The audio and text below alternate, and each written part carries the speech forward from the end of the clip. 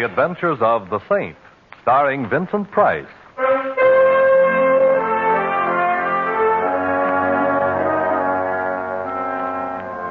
Saint, based on characters created by Leslie Charteris and known to millions from books, magazines, and motion pictures. The Robin Hood of modern crime is now transcribed for radio, starring Hollywood's brilliant and talented actor Vincent Price as the Saint.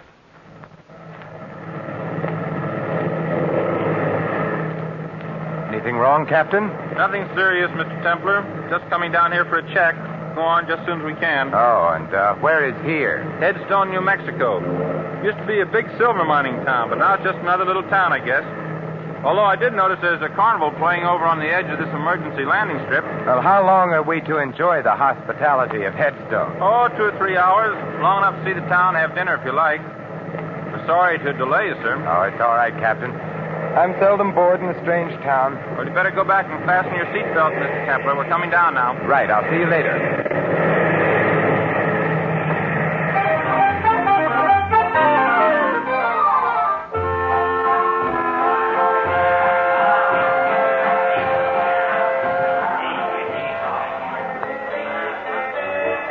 Well, good evening, Saint. You know me? Yet I don't seem to recall your face. Harry Kelly, and you don't recall my face because we've never met, but I've seen many pictures of you, and so I recognized you immediately. Well, that's very flattering. Tell me, Mr. Kelly, how can I get into town? You can find a cab on the other side of the carnival. Planning on staying long? Not at all. Should I? On the contrary, I was just going to suggest that I doubt if Headstone would welcome the presence of the saint. Just a friendly remark, you understand. Oh, naturally. And if I may be permitted a friendly question, why are you telling me this? Just an interest in the continued health of my fellow humans. If you have any trouble in town, look me up. Anyone can tell you where to find me. Look, the big show is just about to start. See little Fatima, the girl who shakes and shivers like a bowl full of jelly. Only 1 dime, 10 cents, the 10th part of a dollar. Hurry, hurry, hurry. Step right up Learn here. what the stars hold for you. I read the past, the present, and the future. Learn your fortune, young man. I already know it, Grandmother. I'm destined to meet a tall, dark, and beautiful woman. I'll settle for nothing less. I see strange lines on your face, young man. Huh? I will tell your fortune without charge. Give me your hand. I see danger. Beware of a blonde young woman. She will bring you death. There are worse ways of dying, Grandmother. I see danger, much danger, for one with a halo about his head. Blood and death. Unless he travels, I see... I think I'm beginning to get the idea. You might tell your crystal ball that I'm beginning to be interested. Goodbye, Grandmother, and may the saints bless you.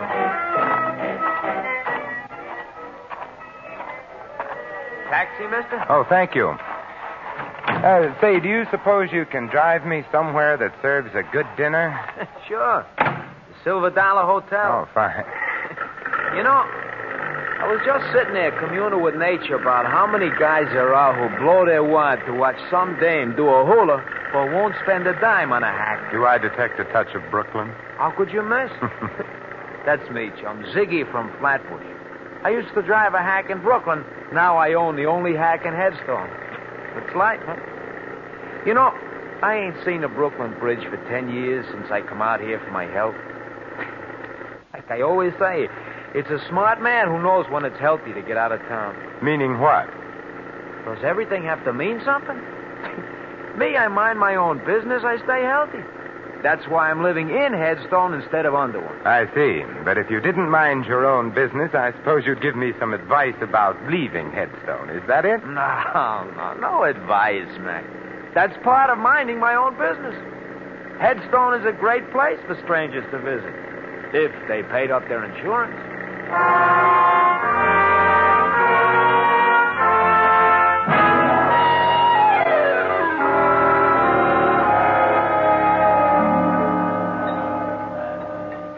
Here you are, waiter. Very nice dinner. My check, please. No, thank you. Keep the change. Hello. Well, Well, this is a surprising hotel. First a beautiful dinner, and then an even more beautiful blonde. May I sit down? Oh, by all means, Miss... Betty Conley. You're Simon Templar? I should have worn my dark glasses. But now that the truth is out, you might as well call me Simon. All right, Simon. Now, how did you know who I am? Now, don't tell me that you were just passing and recognized me. Why, Ziggy told me that you were here. He owns and drives the taxi here in Headstone. I know I shouldn't look a gift blonde in the hair, but why did Ziggy tell you I was in here? Well, Ziggy knows that I need help, and he thought, well, that is, since you're the saint, you might help me. Well, I have been known to help beautiful blondes on occasion. But tell me why you should need help, Betty. Someone's been trying to kill me. Oh, there should be a law against that. Are you sure? I've been shot at twice, and everybody here has been very unfriendly, except Ziggy and a man named Harry Kelly. I've noticed the unfriendliness in this town. But being unfriendly towards you is obviously an indication of insanity. Oh, please don't joke about it. I'm frightened. All right, my dear. Now tell me about it. Well, my father was known as Silver Slim Conley. He lived here for years, but he sent me east to school when I was very young, and I didn't come back here until recently. My father died about a month ago. Oh, I'm sorry. He was broke, and all he left me was his old silver mine. He called it the Betty Mine, after me. And I take it somebody wants the mine. No, the mine is completely worthless. There hasn't been any silver in it for years. But, my dear, you were shot at twice. Have you any idea who did the shooting? No, but it might be the same man who told me to get out of town. Oh, who? Mike McCarthy. Ziggy says he's an eastern gangster who's been living out here for several months. Will you help me, Mr. Simon? Well, I've never been able to say no to a pretty girl. You mentioned a man named Harry Kelly before. Just who is he?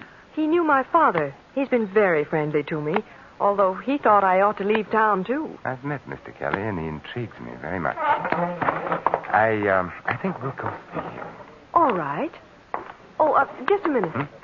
There was some red dust on your coat. Oh, thank you. Ziggy apparently doesn't get enough passengers to keep his cab dusted. Did you say Ziggy was parked outside in his chariot? Mm-hmm. He was when I came in. Oh, there he is. Yes, looking exactly as if he were back in Brooklyn. Ziggy! Oh, so she found you, huh? Thanks to your bird dogging, which I must admit in this case has done much to overcome any natural prejudice against cab drivers that I might have. Say, do you know where Harry Kelly lives? Sure. Well, let's go then. Hey, don't you ever clean out this hack? What's all this dust? Well, who knows? Maybe it was that redhead that hired me yesterday. So she had dandruff. Ziggy, you missed your calling. You're as funny as an undertaker. Well, now, Ziggy, I don't suppose you'd care to tell me why you warned me to get out of Headstone. Got me all wrong, Saint. I wasn't warning you. I was just talking about myself. And I don't suppose you'd care to tell me why somebody took pot shots at Miss Conley here and told her to get out of town, too. Me, I don't know nothing. Like I was telling you, Saint, I mind my own business. Maybe you stay ignorant that way, but it's healthier, and I like it like that. Well, in that case, why did you send Miss Conley in to see me? Well, like you can see, she's a pretty little pigeon. She needs to know some guy who'll help her. Now, it ain't no secret that the saint goes around mixing in other people's business, so I tell her to see you. And who told you I was the saint? I got eyes in my head, ain't I? Like I said, I used to hack in Brooklyn. I got around. What about this Mike McCarthy? Strictly smart money, Saint. Huh? A lot of guys have crossed his path once, if you get what I mean. What about Harry Kelly? Local stuff. A nice schmo, but no more. You're doing all right for a guy that doesn't know anything. You got me wrong, pal. Ziggy, he looks people over, but he don't see nothing except one guy is tough, another guy is a schmo, and maybe another guy is too nosy. I really don't think we should try to involve Ziggy, Simon. He's been very nice as it is. Yeah, she's got something, pal. I ain't really equipped for it because the way you're headed, only a saint could feel at home.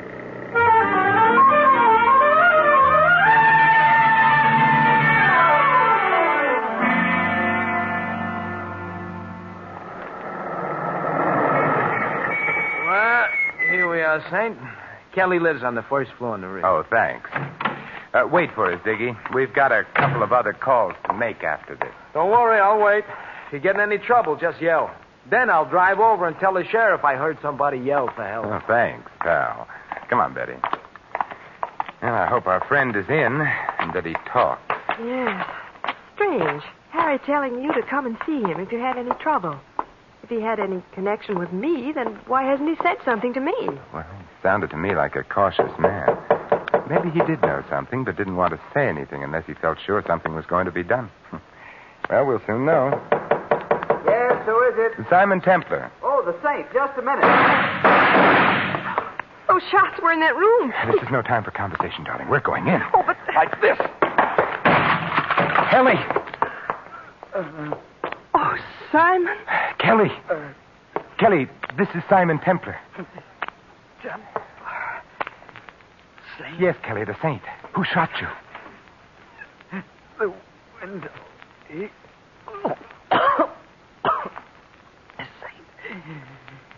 The mine. Kelly. Well, Betty, he isn't going to tell us anything now. His killer did a very thorough job. Window open. Must have shot from here. There's a shell on the fireplace. But what was he saying? Sounded like sin. Come on, Betty. We're going to spread a little saintliness. And I think I know where to begin.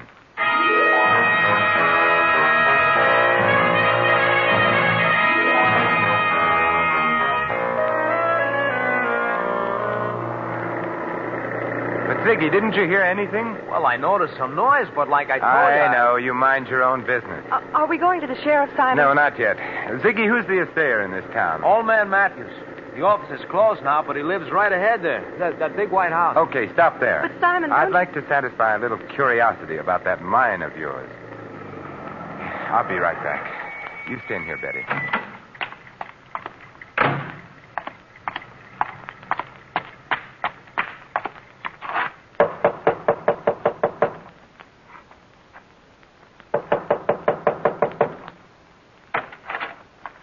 What do you want? Mr. Matthews, Who else should be here? It's my house, ain't it? What do you want? my name is Simon Templar. I wanted to ask you if you know the Conley silver mine. I know every mine within 200 miles of here, young fella.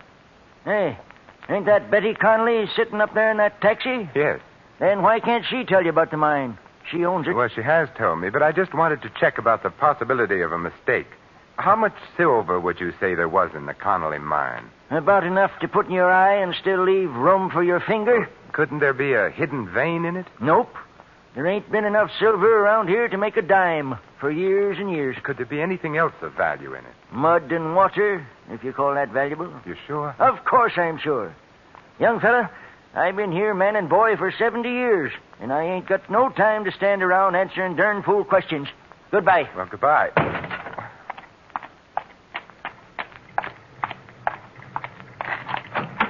And Betty, you may be right. Old man Matthews says the mine is worthless, too. So, Ziggy, take us to see Mike McCarthy. Are you sure you want to go there, Saint? If I was you, I'd get on that plane. It's leaving pretty soon. No, Ziggy, I've decided not to leave Headstone just yet. Later you can drive me over to Albuquerque, and I'll take the chief the rest of the way. Okay, chum, it's your funeral.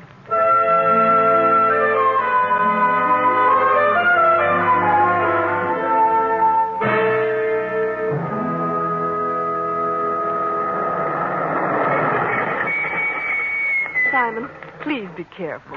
Don't you worry, Betty. The Halo Wearers Benevolent Association would be very upset if anything happened to me. I'll be right out.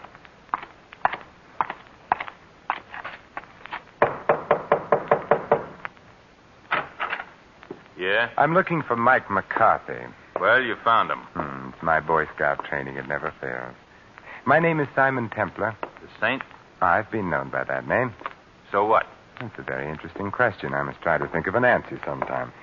Meanwhile, I thought you might like to know that I heartily disapprove of your telling a certain Miss Betty Conley that she ought to leave town. What's a girl to you? That's my business. I could make it mine. And if I do, your halo's going to slip down and start choking you. I thought bullets were more in your line. Meaning what? Meaning the shots fired at Miss Conley and a little gunning job only a few minutes ago. I didn't do any gunning. But I'm liable to if you don't beat it. You sound so sure of yourself, Michael. That's because I got more in my hand than an itching palm. That's a very pretty gun, Mike. But I'm very much afraid that nothing will satisfy my curiosity short of knowing why you want to get Miss Conley out of town. I got answers for nosy guys. 6 of them. Now just stand right there. Stay away from that desk, Saint, or I'll... Don't worry, Mike. I have no interest in the desk at all, but I do have an interest in Miss Conley. And now, Michael, I'll bid you adieu.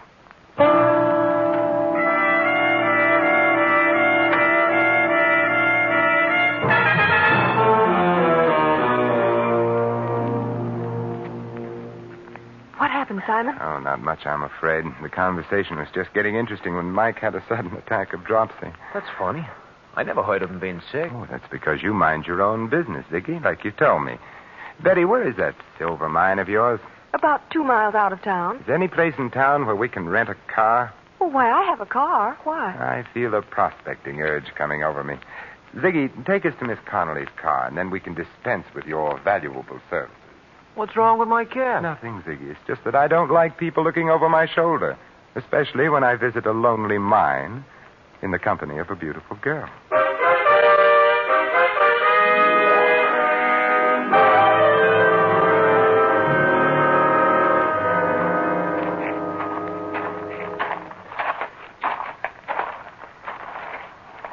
Well, here's the Betty mine, although I don't know why you want to see it. Frankly, I don't know either.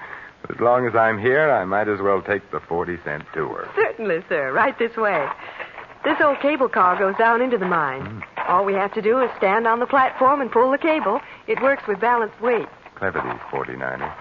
How far down? On the 40-cent tour, we give the exact distance. 354 feet, 6 inches. Thank you. And thank you for having electric lights in a mine that hasn't been worked for years. Oh, the mine has its own battery. See? Here's a bulb on the car. Shall we go down? What are we waiting for? Let's go. Maybe the lights will go out. Just hold it like that. I've been waiting for you two. Well, Michael McCarthy, I was wondering if we were going to have your company. And this time, wise guy, don't try anything. Don't tell me, Michael, that you're going prospecting with us. I'm riding down with you, but I'm coming back alone. Start the car down, Saint, but don't try no tricks. You have a suspicious mind, Mike. Well, here we go. Call out your floors, please. Mezzanine, ladies' underwear, galoshes, and accessories. You'll be singing a different tune pretty soon, Saint. You both had your chance to leave town your way. Now you're going to leave my way. Oh, Simon, I'm sorry. Oh, don't be, Betty. This is my first ride on an open cable car. And it'll be your last. I wouldn't be too sure. Unless that cable breaks before we get to the bottom. What are you talking about? Sucker! It's a little crowded here for a 1-2, so I guess a 1.5 will have to do. Oh, Simon. How terrible. There now, Betty. It's all right. Oh, but Simon, it could have been you. He almost knocked you off the platform, too. It was the padded shoulders in my coat. I felt them hit the side. Oh, look at your shoulders. They're covered with dirt from the sides of the shaft. Yeah. Huh. It's red dirt. Wait a minute. Well, we can go back up, Betty.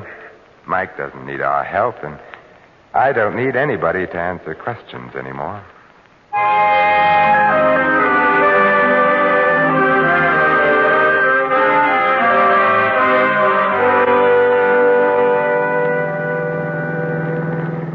Simon, I'll never understand you. Why did you look at the dirt on your coat and say you didn't need any more questions? Because that dirt was red sulfide, Betty. And it explains why Mike was so anxious to run you out of town. Well, I don't see how. Red sulfide is used in paint, but that doesn't make it valuable. Red sulfide is also cinnabar ore, from which we get mercury, and that is pretty valuable. Evidently, your mine is rich in cinnabar, so it's worth a lot of money, Betty. Oh, then that was what Kelly was trying to tell us when he said sin. Yes, he was trying to say cinnabar. How can I ever thank you, Simon? Well, I have a couple of ideas on the subject. Oh, but now people would say I was chasing you for your money. So I guess you can just see me off on the train. We'll stop in town and have Ziggy drive us to Albuquerque. Oh, but I'll drive you. Now, I insist on taking a cab. I don't want you coming back alone. I may want to change my mind about fortune hunting.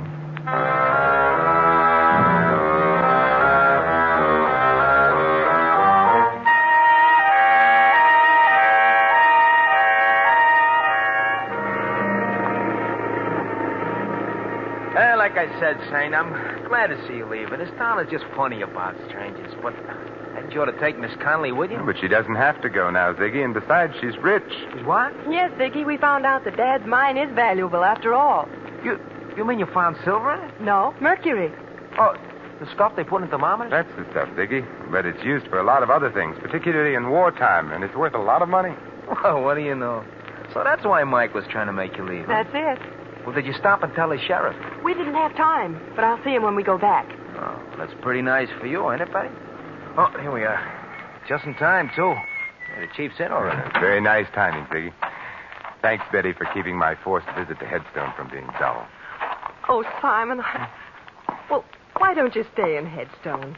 I won't know how to run the mine or what to do with the money or anything. You'll learn, Betty. You know what to do when you get back to town? Yes, but will the sheriff believe me? I mean, about Mike McCarthy killing Harry Kelly. I don't think he will, since Mike didn't kill Kelly. But Kelly was shot with an automatic. It ejected a shell on the fireplace, remember?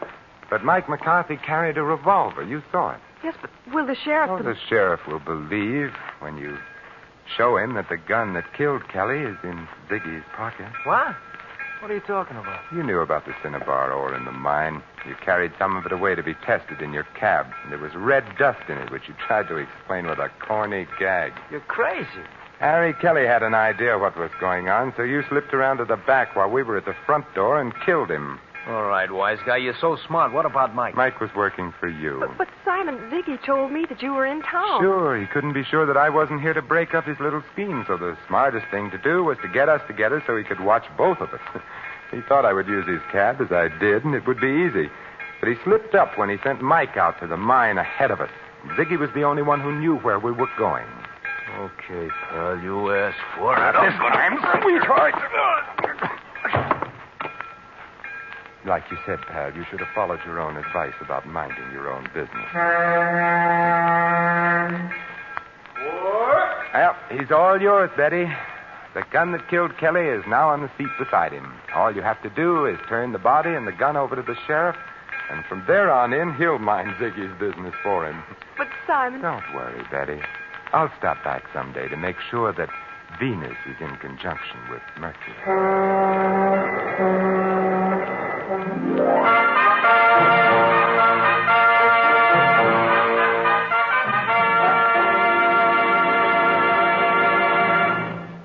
You have just heard another adventure of the Saint, the Robin Hood of modern crime.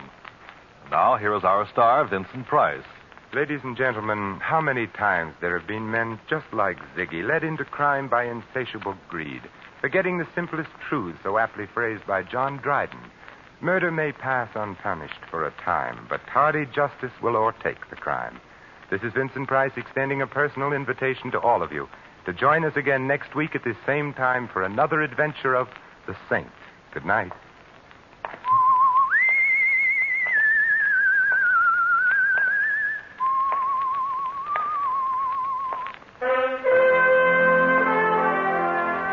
Tonight's script of The Saint was written by Michael Cramoy. Our cast included Harry Bartell, Barney Phillips, Colleen Collins, Fred Howard, and Tony Barrett. The music was composed and conducted by Harry Zimmerman. The Saint is a James L. Saphir Agency production and was transcribed and directed by Thomas A. McAvity. Don't forget that the Saint comic books are on sale at all newsstands. Your announcer, Merrill Ross.